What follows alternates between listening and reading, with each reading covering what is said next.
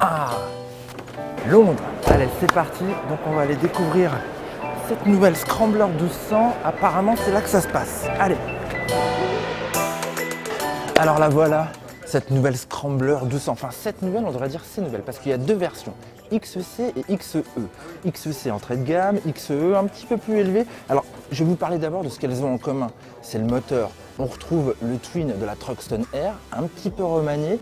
Donc il s'agit du moteur HP, le plus puissant. Là, il a été remanié pour avoir un petit peu plus de couple au détriment de la puissance, mais finalement, ça va tout à fait avec la philosophie du Scrambler, quoi. C'est exactement ça qu'on attend. Elle partage également le même type de cadre. On a un cadre tubulaire acier avec des platines en aluminium et puis un bras oscillant en aluminium également qui doit faire dans les 547 mm si je me souviens bien. Après, on a également une différence au niveau des suspensions. On a les mêmes suspensions à l'arrière, on a des nouvelles suspensions à longue course, les Öhlins entièrement réglables. Vous avez vu ces Suspark, mais elles sont géniales quoi, avec les petits réglages en haut et en bas. C'est hyper accessible. À l'avant, on a de l'entièrement réglable également, avec une fourche qui fait 250 mm de débattement, 250 mm à l'arrière également. Et sur la XC, ça change parce que là, on est à 200 mm de débattement. C'est un petit peu moins, mais c'est quand même suffisant pour évoluer sur tous les terrains. Après, pour le reste, vous le voyez, voilà, c'est une superbe émotion. On a une XC avec un degré de finition supplémentaire. On a plus de pièces en aluminium un peu partout sur la machine. Réservoir Monza, il est magnifique ce bouchon de réservoir. Vous avez vu ce truc là quoi, c'est juste délicieux. Regardez, hop, on appuie là, hop. Petite finition alu brossé. Magnifique, de l'aluminium qu'on retrouve à peu près partout sur la machine et notamment sur les protections de l'échappement haut. Vous avez vu comme il est beau? Il est délirant, j'adore. Allez, je vais monter dessus. Hop là. Ah, donc je suis sur la XE, la plus haute, à 870 mm du sol. J'ai de bons appuis, je fais 1m83, vous le savez. Pour les plus petits, sachez qu'il existe également un kit où on peut rabaisser la selle de 25 mm. Quant à la XC, elle, d'emblée, elle est fixée à 840 mm de hauteur.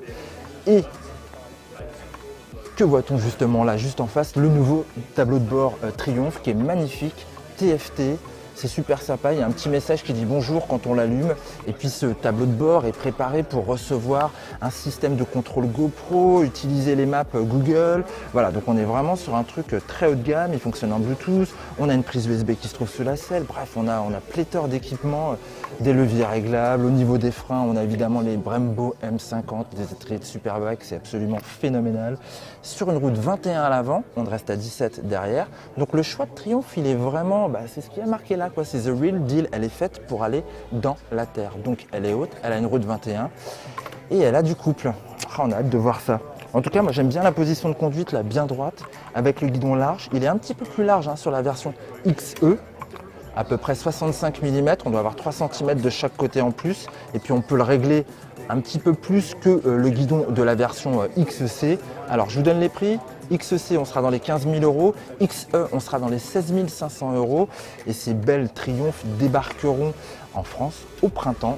On a hâte d'essayer ça et de les comparer à la concurrence italienne notamment. Bon, la soirée n'est pas finie les gars, mais vous allez pouvoir justement la suivre avec nous sur notre Instagram, motorlive.tv. Pour avoir toutes les précisions techniques sur cette nouvelle Scrambler, rendez-vous sur motoservice.com. C'est beau? Vous likez? Vous aimez? On attend vos commentaires. À tous.